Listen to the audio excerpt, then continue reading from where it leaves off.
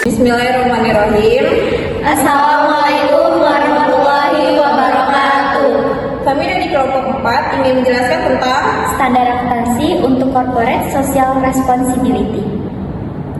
sebelumnya perkenalkan nama saya Imada Natasha Putri. Nama saya Putri Syafa Faira. Nama saya Julia Alsabila. Nama saya Julia Azahra. Halo semuanya, saya Putri Syafa Faira. Di sini saya akan menjelaskan materi standar akuntansi untuk corporate social responsibility.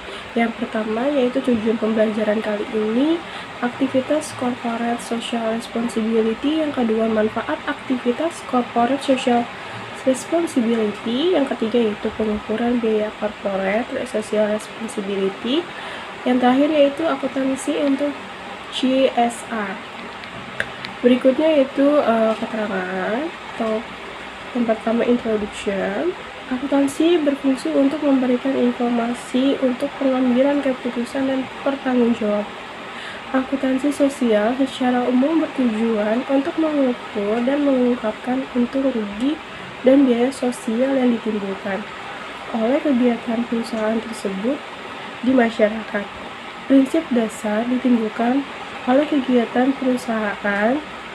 Good corporate governance mengharuskan perusahaan untuk memberikan laporan bukan hanya kepada pemegang saham, calon investor, kreditur, dan pemerintah semata, tetapi juga kepada stakeholder lainnya termasuk karyawan dan masyarakat.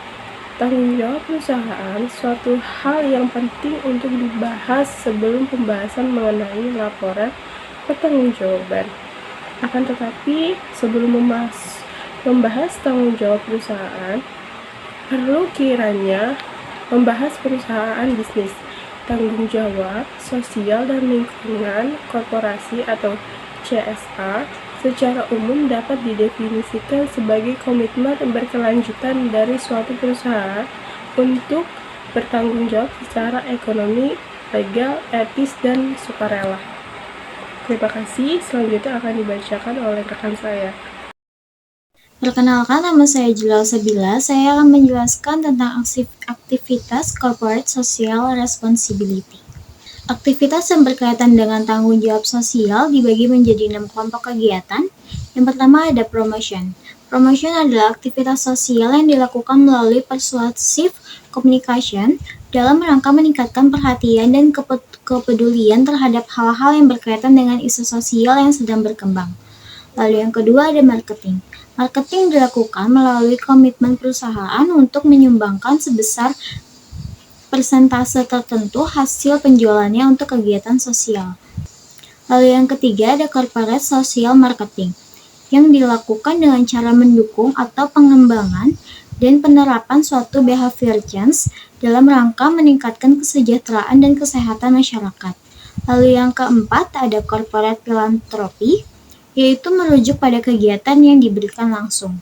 Lalu yang kelima ada community volunteering, merupakan bentuk aktivitas sosial yang diberikan perusahaan dalam rangka memberikan dukungan bagi kesejahteraan masyarakat dan lingkungan.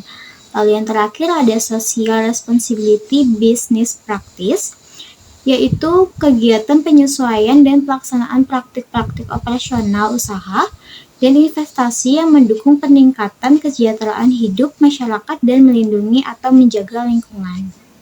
Selanjutnya akan dijelaskan oleh teman saya.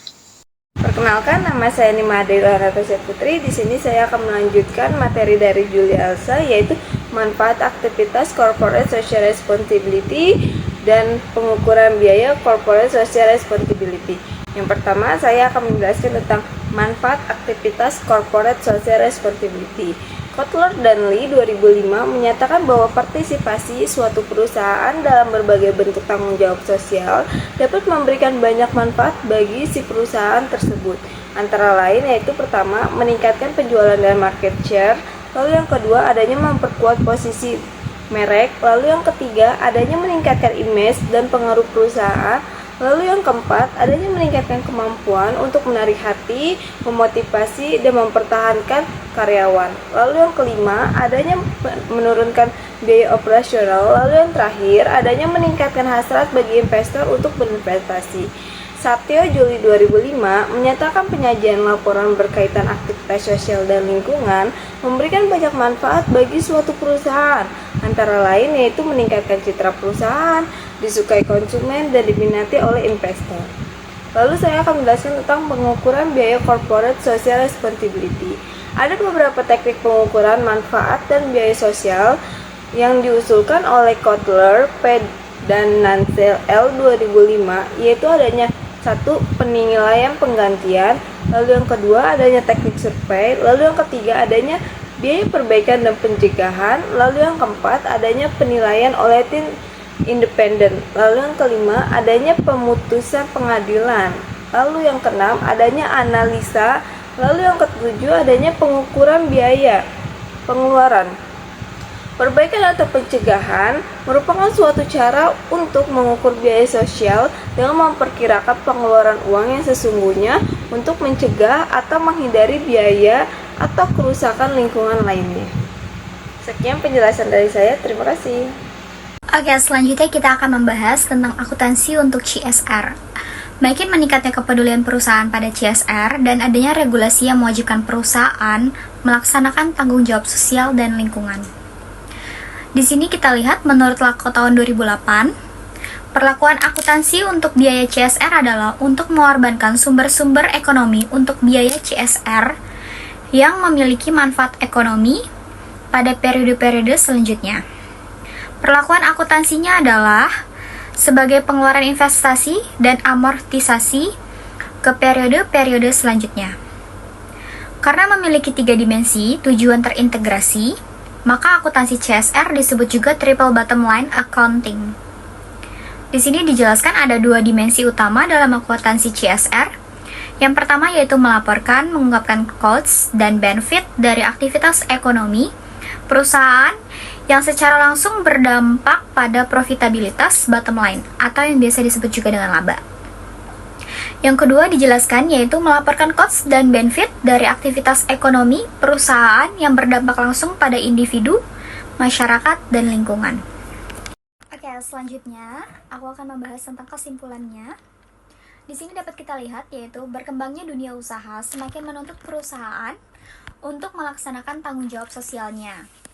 Akuntansi merespon kebutuhan masyarakat atas pelaksanaan tanggung jawab sosial masyarakat dengan menganjurkan perusahaan untuk melaporkan pelaksanaan tanggung jawab sosialnya.